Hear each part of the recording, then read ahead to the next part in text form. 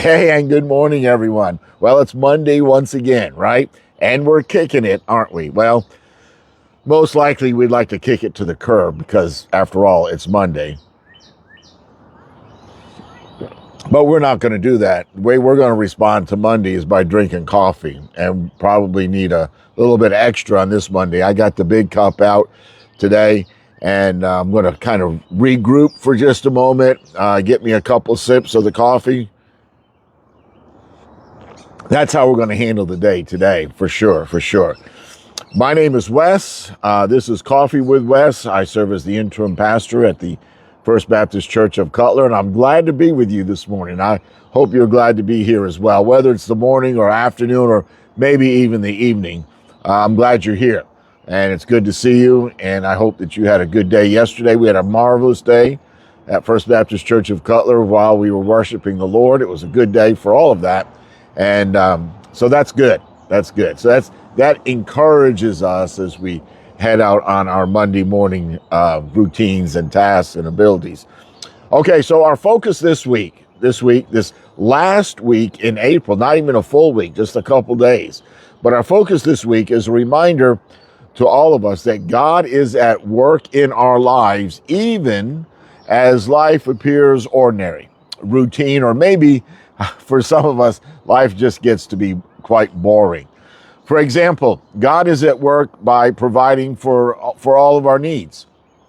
And we're going to address that topic this week through the life of the Old Testament prophet Elisha and his encounter with a widow. Now, last week we talked about Elisha and Elijah, and it's really difficult to not get the two names confused. I know the difference between the two. I know who Elijah is. I know who Elisha is. But sometimes when you're talking, you kind of use the names interchangeably, and you really can't. And I may have done that last week, a day or two, but we're done with Elijah. So now we're looking at Elisha. Come here, Landry. Come here. My granddaughter Landry is here. Come here. I want to wish you a happy birthday.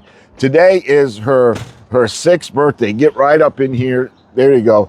All right, so everybody wish Landry a happy 6th birthday, okay? 1, 2, 3. Happy birthday, Landry. All right, she's getting ready to go to school today in kindergarten. She has Mrs. Dial as her teacher in the Carterville school system. So anyway, we're glad that she's here. Okay, let's begin our study today. No telling what's going to take place. Let's begin our study today by looking at 2 Kings chapter 4, verse 1. Okay, here we find the wife of a man, her husband, from the company of the prophets, and she cries out to Elijah. Let me just read it. The wife of a man from the company of the prophets cried out to Elisha, "Your servant, my husband, is dead, and you know that he revered the Lord, but now his creditor is coming to take my 2 boys as his slaves." Okay, so this woman's husband had been a faithful servant of God, and he died, and he left behind all these debts. And the creditors were at the door, threatening to take her son as slaves. Now, in ancient times, this was a legal thing to do. It was heartbreaking, but it was legal, and she had no way out. She had no alternative. She didn't know what to do. So she cries out to the prophet Elisha.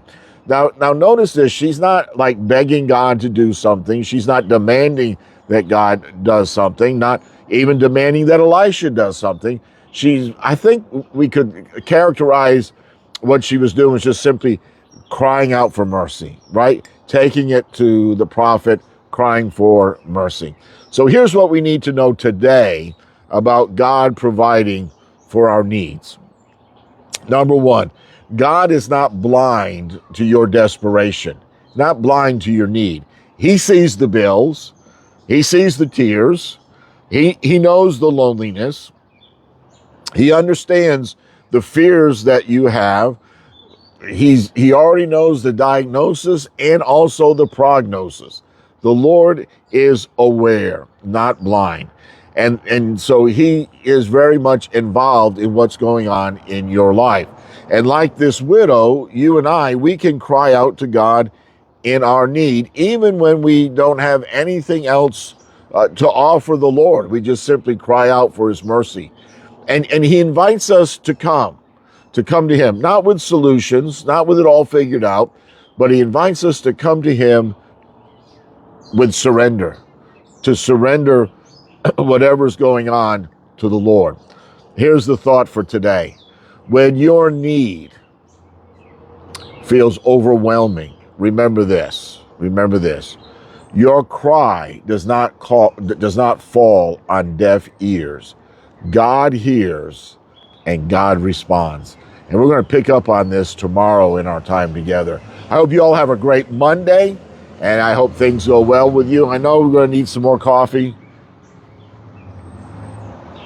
And I know we'd like to, I just still wish it was the weekend, but it's not. Here we are. But we're going to make this a good week because the Lord's with us, and we're going to find a way to do what we need to do. Y'all have a great day. Carol Lively, good to see you this morning. Glad you're on here.